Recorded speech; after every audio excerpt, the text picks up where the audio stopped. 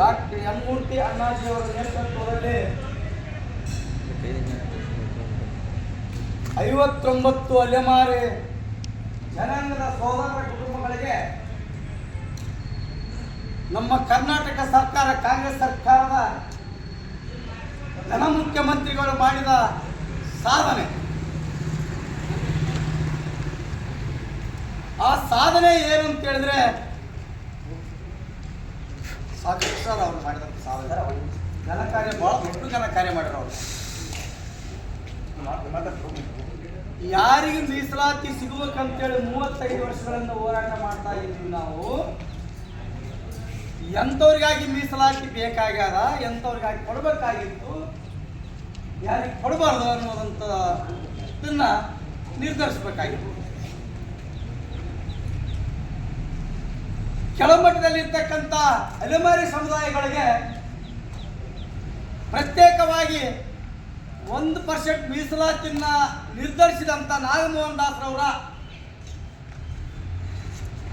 ಆದೇಶವನ್ನು ಉಲ್ಲಂಘನೆ ಮಾಡಿ ಅವ್ರನ್ನ ಬೇರೆಯವ್ರ ಜೊತೆಗೆ, ಅಂದ್ರೆ ಬಲಿತವ್ರ ಜೊತೆಗೆ ಸೇರಿಸ್ತೀರ. ಎಂತ ನ್ಯಾಯ ಸರ್ ಇದು? ಅನ್ಯಾಯ ಅಂದರೆ ಅಲ್ಲ, 104 ಜಾತಿಗಳಿದ್ದಂಥ ಸಂದರ್ಭದಲ್ಲಿ ಅವ್ರು ಯಾರ ಜೊತೆಗೆ ಸೇರಿಸಿರಿ, ಅವ್ರು ಎಲ್ಲರ ಬಾಯ ಮಣ್ಣಾಗಿ ತಿಂದಾರಿ. ಈ ಪಾಪ ಬಡಪ ಈ ಜನ, ಇವ್ರಿಗೆ ಅಡ್ರೆಸ್ ಇಲ್ಲ, ID ಪ್ರೂಫ್ ಇಲ್ಲ, ನಿರ್ದಿಷ್ಟವಾದ ಪ್ರದೇಶದಲ್ಲಿ ವಾಸ ಮಾಡಿಸ್ತಕ್ಕಂಥ ಸ್ಥಾನಗಳಿಲ್ಲ, ಮನೆಗಳಿಲ್ಲ, ವಸತಿಗಳಿಲ್ಲ, ಊಟ ಇಲ್ಲ, ನಿದ್ರೆ ಇಲ್ಲ. ಹಾಗೆ ನಮ್ಮ ಸೋದರೊಬ್ಬರು ಹೇಳಿದರು, ನೋಡ್ರಿ ಸಿದ್ದರಾಮಯ್ಯನವರೇ, ನಮ್ಮ ಹುಟ್ಟು ಬೀದಿಯಲ್ಲಿ, ನಮ್ಮ ಜೀವನ ಬೀದಿಯಲ್ಲಿ, ನಮ್ಮ ನಿದ್ರೆ ಬೀದಿಯಲ್ಲಿ ಅಂತೇಳಿ. ಯಾಕ್ರಿ ಭಯ ಪಡ್ಕೊಂತಾರ? ಸಿದ್ದರಾಮಯ್ಯವರೇ, ಭಯ ನಿಮ್ಗೆ ಆಗ್ಬೇಕದು. ಯಾಕೆ ನಿಮ್ಗೆ ಭಯ ಆಗ್ಬೇಕಂದ್ರೆ, ಓಟ್ ಗಿಮಿಕ್ ಮಾಡಿ ನೀವೇನು ಮೀಸಲಾತಿ ವರ್ಗೀಕರಣ ಜಾರಿಗೆ ಮಾಡ್ತೀರಿ, ಕಡೆಗಾಣಿಸ್ತೀರಿ ಅಂದಮೇಲೆ ಅದ್ರ ಪರಿಣಾಮ ನೀವೇ ಊಟ ಮಾಡ್ಬೇಕಲ್ಲ ಸರ್, ಮತ್ತೆ ಬೇರೆಯವ್ರಿಗೆ ಯಾರಿಗಲ್ಲ.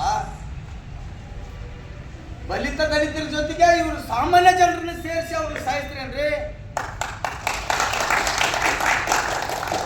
ನೀವು ಯಾರಿಗೆ 5% ಮೀಸಲಾತಿ ಕೊಡಕತ್ತೀರಿ, 6% ಮೀಸಲಾತಿ ಕೊಡಕತ್ತೀರಿ, ಅವ್ರು ಬಲ್ತವ್ರಾರ್ರಿ. ಇದು ಸತ್ಯ. ನೀವು ಇನ್ನೂ ಸಮೀಕ್ಷೆ ಮಾಡ್ತೀರಿ, ಆ ತಾಕತ್ತು ಏನಾದ್ರು ನಿಮ್ಮ ಮೇಲಿದ್ರೆ ಇನ್ನೂ ಸಮೀಕ್ಷೆ ಮಾಡಿಸಿ ಸರ್. ಇವತ್ತು ಬೇಡ ಅಂತ ಹೇಳ್ತಾ ಇಲ್ಲ ನಾವು. ಯಾಕಂತ ಹೇಳಿದ್ರೆ ಈ ಅಲೆಮಾರಿ ಜನಾಂಗ ಏನ್ರಿ ಅನ್ಯಾಯ ಮಾಡಿರ್ತೀವಿ ನಿಮಗೆ? ಈ ಸೊಸೈಟಿಗೆ ಏನ್ರಿ ಮೋಸ ಮಾಡ್ಯದ?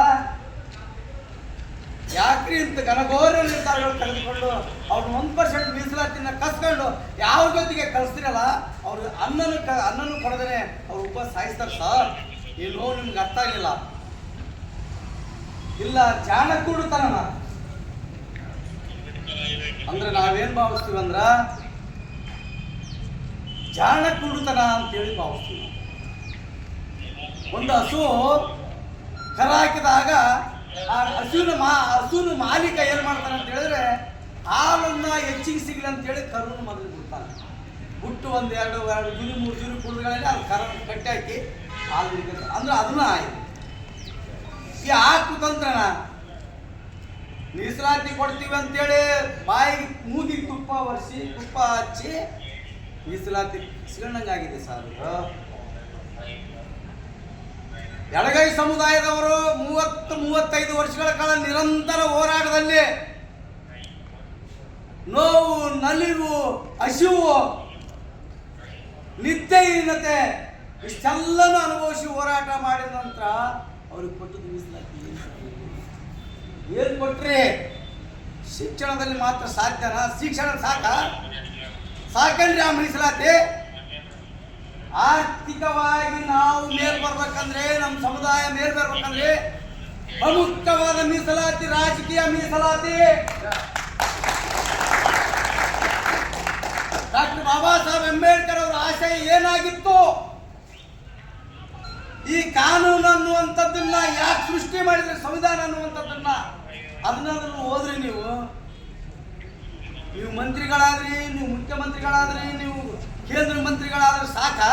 ನೀವು ಆದಗಳಿಂದ ಉಳಿದವರೆಲ್ಲ ನಾವು ಭಿಕ್ಷಾಟನ ಮಾಡ್ಲೇನೋ ಏನಾರ ಮಾಡಲಿ ಆಯ್ತಾ, ಮುಗಿತಾ? ದಲಿತರಿಗೆ ನ್ಯಾಯ ಸಿಕ್ಬಿಡ್ತಾ? ಏನು ಸರ್ ಇದು ಅನ್ಯಾಯ?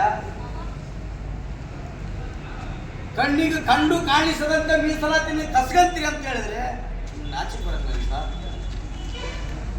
ಎಷ್ಟು ಭ್ರಷ್ಟಾಚಾರದಿಂದ ಕೂಡಿದೆ ಸರ್ ಇದು. ಎಷ್ಟು ಆತ್ಮವಂಚನೆ ಮಾಡ್ಕೊಳ್ತೀರಿ ಸರ್. ನಿಮ್ಮ ಆತ್ಮಾವಲೋಕನ ಮಾಡಿಕೊಳ್ಳಿ. ಮೀಸಲಾತಿ ಯಾರಿಗೆ ಸಿಗಬೇಕಾಗಿತ್ತು, ಅದು ಯಾರ ಶ್ರಮ ಯಾರಿಗಾಗಿ ಆದ ಅನ್ನುವುದನ್ನು ಅಂಬೇಡ್ಕರ್ ಅವರು ಸಂವಿಧಾನ ಬರೆಯುವಂಥ ಸಂದರ್ಭದಲ್ಲಿ ಅದನ್ನು ಬರೆದು ಹೋಗಿದ್ದಾರೆ. ಅದನ್ನು ಸರಿಯಾದ ರೀತಿಯಲ್ಲಿ ಅಂಬೇಡ್ಕರ್ ಅಭಿಮಾನಿ ಅಂತ ಹೇಳ್ತೀರಿ, ಅಂಬೇಡ್ಕರ್ ಫೋಟೋ ತಲೆ ಮೇಲೆ ಹಾಕಿರ್ತೀರಿ, ನೀವು ಕುದುರೆ ಕೆಳಗೆ ಕೂರಿಸಿದ್ದಾರೆ. ಮಾಡೋದು ಭ್ರಷ್ಟತೆ, ಅನ್ಯಾಯ, ಅಪಮಾನ, ಅತ್ಯಾಚಾರ. ಇದು ಮಾನಸಿಕ ಅತ್ಯಾಚಾರ ಅಂತ ಭಾವಿಸ್ತೀವಿ ನಾವು. ಸಮುದಾಯದ ಮಾನಸಿಕವಾಗಿ ಅತ್ಯಾಚಾರ ಎಸಗಿರಿ ನೀವು ಅಂತೇಳಿ ಘಂಟಘೋಷವಾಗಿ ಹೇಳ್ತೀವಿ. ನೀವು ನಾವು ನಮ್ಮ ಮೇಲೆ ಏನು ಕೇಸ್ ಮಾಡ್ತೀವಿ ಮಾಡಿ, ನಾವು ಅದಕ್ಕೆ ರೆಡಿ ಇದ್ದೀವಿ. ಅದಕ್ಕೆ ಯಾವುದೇ ತಲೆ ಬಗ್ಸಂಗಿಲ್ಲ ನಾವು. ಸರ್, ಮೀಸಲಾತಿ ಒಳ ಮೀಸಲಾತಿ ಯಾಕೆ ಕೇಳಿದೀವಿ ಅಂತ ಹೇಳಿದ್ರೆ, ಬಲಿತಂತ ದಲಿತರು ತಮ್ಮ ಹೆಂಡತಿಗೆ MLA ಮಾಡೋದು, ತಮ್ಮ ಮಕ್ಕಳಿಗೆ MLA ಮಾಡೋದು, ತಾವು ಮಿನಿಸ್ಟರ್ ಆಗೋದು, ತಾವು ಕೇಂದ್ರದಾಗ ಹೋಗೋದು, ಮಕ್ಕಳು MLA ಮಾಡಿ ಮಿನಿಸ್ಟರ್ ಮಾಡಕ್ಕೆ ಶಿಫಾರಸು ಮಾಡೋದು. ಅದು ಆಗಬಾರ್ದನ್ನ ಕಾರಣಕ್ಕೇ ಮೀಸಲಾತಿ ಒಳ ಮೀಸಲಾತಿ ಕೇಳಿದ್ದು. ಆ ಒಳ ಮೀಸಲಾತಿಯಲ್ಲಿ ಇಷ್ಟೊಂದು ಕುತಂತ್ರ ಇಟ್ಟು ನೀವು ಜಾರಿ ಮಾಡ್ತೀವಿ ಅಂತ ಹೇಳಿದ್ರೆ ಅವತ್ತೇ ಬೇಡ ಅಂತ ತಿರಸ್ಕಾರ ಮಾಡ್ತಿದ್ವಿ ಸರ್ ನಾವು. ಏನ್ ಕೊಟ್ಟಿದ್ದೀರಿ ಮೀಸಲಾತಿ ಕೊಟ್ಟಿವಿ ಅಂತ ಹೇಳಿ ಸೋಸ್ ಕೊಡ್ತೀರಿ. ಏನ್ ಮೀಸಲಾತಿ? ಮೀಸಲಾತಿ ಅಂದ್ರೆ ಏನು? ವಾಟ್ ಇಸ್ ದಿಸ್ ಮೀಸಲಾತಿ? ರಿಸರ್ವೇಶನ್ ಏನ್ರಿ? ಮೀಸಲಾತಿ ಅಂದ್ರೆ ಏನು?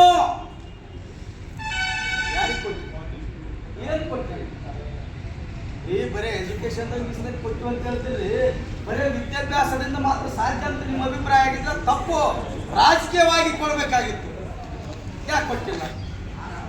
ಆರ್ಥಿಕ ಸಬಲತೆ ಡಾಕ್ಟರ್ ಬಾಬಾ ಸಾಹೇಬ್ ಅಂಬೇಡ್ಕರ್ ಅವರು ಏನು ಹೇಳ್ಯಾರ ಅಂದ್ರ, ಮೊದಲು ಶಿಕ್ಷಣ ಮಾಡಿ, ಆಮೇಲೆ ಸಂಘಟನೆ ಮಾಡಿ, ಆಮೇಲೆ ಹೋರಾಟ ಮಾಡಿ ಅಂತ ಹೇಳಿದ್ರು. ಸರಿ, ಆ ಹೋರಾಟದ ಫಲನೇ ಇವತ್ತು ರಾಜಕೀಯವಾಗಿ ನಾವು ಯಾರಾದ್ರೂ ನಿಂತೀವಿ? ಇಲ್ಲ. ಸ್ವಲ್ಪ ಶಾಂತಿ ರೀತಿ ಕುಳಿತುಕೊಳ್ರಪ್ಪ. ಇಂಥ ಸಂದರ್ಭದಲ್ಲಿ ನಾವು ಮೀಸಲಾತಿ ಕೊಟ್ಟಿವಿ ಅಂತ ಹೇಳಿ ಫೋರ್ಸ್ ಕೊಡ್ತೀವಿ. ಅದು ಬೇಕಾಗಿತ್ತ ನಮಗೆ. ನೀವು ಫೋರ್ಸ್ ಕೊಡೋದು ಬೇಕಾಗಿತ್ತ? ಆವತ್ತೇ ಫ್ರೀಡಮ್ ಪಾರ್ಕ್ನಲ್ಲಿ ಯಾವಾಗ ಎಡಬಲ ಸಮುದಾಯಗಳಿಗೆ 6% ಮೀಸಲಾತಿ ಘೋಷಣೆ ಮಾಡಿದ್ರಿ, ಅದೇ ಸಂದರ್ಭದಲ್ಲಿ ನಾವು ಮಾದಿಗ ಸಮುದಾಯದ ಕೈ ಎತ್ಕೊಳ್ತೀವಿ. ಅಲ್ಲಿ ಮಾರಿ ಸಮುದಾಯಕ್ಕೆ ನಮ್ಮ ನಾಯಕರು ಸಪೋರ್ಟ್ ಮಾಡಿದ್ದೀವಿ, ಮಾಡ್ತೀವಿ, ಹೋರಾಟವಾಗಿರ್ತೀವಿ. ಅವ್ರು ಮೀಸಲಾತಿ ಸಿಗುವವರೆಗೆ ಅವ್ರ ಜೊತೆಯಲ್ಲಿ ಇರ್ತೀವಿ ನಾವು. ರಕ್ತಪಾತ ಆದರೂ ಸರಿ ಪರವಾಗಿಲ್ಲ, ನಮ್ಗೆ ತೊಂದರೆಯಿಲ್ಲ. ನಾವು ಹೋರಾಟದಾಗ ಬಂದವ್ರಿ ಸರ್. ಅದೇ ಹೇಳಿದ್ರೆ ನಮ್ಮ ಸೋದರ ಬೀದಿಯಲ್ಲಿ ಬಿದ್ದವ್ರು ಸರ್. ನಾವು ಯಾವುದಕ್ಕೂ ಭಯ ಇಲ್ಲ ನಮ್ಗೆ. ಅಯ್ಯೋ ಬಿಡ್ರಿ ನಿಮ್ಮ ಕಾನೂನು, ನಾವು ಅದಕ್ಕೆಲ್ಲ ಬೆದರಂಗಿಲ್ಲ.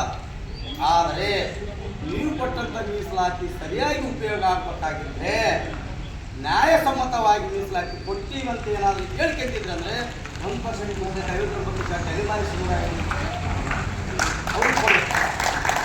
ಆವತ್ತು ನಾವು ಕೊಡ್ರಿ. ಉಪವಾಸ ಊಟ ಮಾಡಿಲ್ಲ, ಯಾರು ಊಟ ಮಾಡಿಲ್ಲ ಅವ್ರಿಗೆ ಊಟ ಹಾಕ್ರಿ, ಅನ್ನ ಹಾಕ್ರಿ. ಯಾರು ಊಟ ಮಾಡ್ಕೊಂಡು ಹೊಟ್ಟೆ ಮೇಲೆ ಕೈ ಹಾಕಿಸ್ ಬರ್ತಾರೆ ಅವ್ರಿಗೆ ಕೊಡ್ತಾರಲ್ಲ ಸರ್. ಇದು ಎಂತ ಅನ್ಯಾಯ ಅಲ್ವನ್ರಿ ಸಿದ್ದರಾಮಯ್ಯ? ನಾವು ಅವತ್ತು ಹೇಳಿದ್ದೀವಿ ಫ್ರೀಡಮ್ ಪಾರ್ಕ್ನಲ್ಲಿ, ನಾನು ಮಾತಾಡಿದ್ದೀನಿ ಸರ್.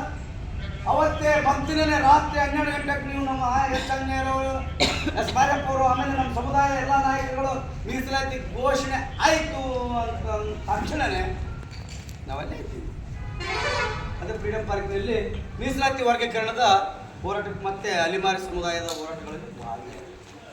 ಹಂಗಾಗಿ ಇವತ್ತು ನಮ್ಮ ರಾಜ್ಯ ನಾಯಕರಾದಲ್ಲ, RPI ರಾಷ್ಟ್ರೀಯ ಅಧ್ಯಕ್ಷರಾದ ಎನ್ ಮೂರ್ತಿಜಿ ಅವರು, ರಾಷ್ಟ್ರೀಯ ಅಧ್ಯಕ್ಷರಾದ RPIP ರಾಷ್ಟ್ರೀಯ ಅಧ್ಯಕ್ಷರಾದ ಎನ್ ಮೂರ್ತಿಜಿ ಅವರು, ದಲಿತ ಸಂಘದ ಸಮಿತಿಯ ರಾಜ್ಯಾಧ್ಯಕ್ಷರಾದ ಡಾಕ್ಟರ್ ಎನ್ ಮೂರ್ತಿಜಿ ಅವರ ನೇತೃತ್ವದಲ್ಲಿ ಈ ಕರ್ನಾಟಕದಾದ್ಯಂತ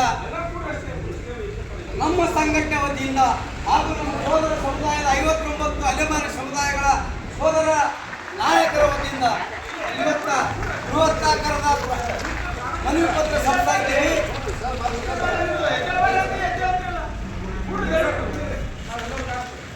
ಇವತ್ತ ಮನವಿ ಪತ್ರ ಸಾಮಾನ್ಯ ರೀತಿಯಲ್ಲಿದೆ ಸರ್, 100 ಸಂಖ್ಯೆಯಲ್ಲಿದೆ. ಇದು 100 ಸಂಖ್ಯೆ ಅಲ್ಲ, ಸಾವಿರ ಸಂಖ್ಯೆಯಲ್ಲಿ ಸೇರ್ಬೋದು. ನಾವು ಇವತ್ತಿಲ್ಲ ನಾಳೆ ಅದೇ ಮಾಡ್ತೀವಿ.